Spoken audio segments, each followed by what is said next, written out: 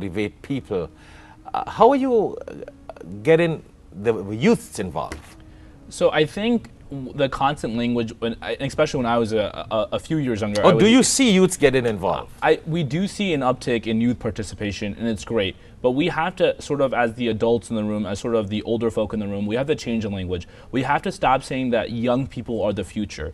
We keep on saying that maybe some year down the road, you're going to become, or you're going to be standing where I am. We have to say they're there now. They're the leaders of today, not the leaders of tomorrow. And we have to mentor them and grow them in such a way that we are treating them as equals, as peers, and not as someone, oh, he's a child. He should not be seen, or she should not be seen, she should not be heard.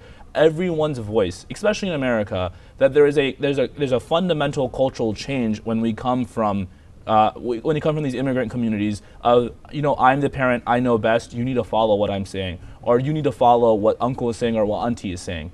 These kids are, mashallah, very talented and very smart people. Sometimes they have insights that we are missing, glaring insights but we're so deaf to hear because we say we know best and we think best. And that's only culture. That's what the culture. That's not Islam.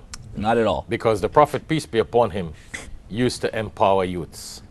He used actually, a lot of the people around him that did a lot of things, very dynamic and effective, were the youths. And we don't have a better example than Hazrat Ali radiallahu ta'ala anhu, a young dynamic man that the Prophet, peace be upon him, gave the flag, said that's the man hold the flag. So I like that point you made.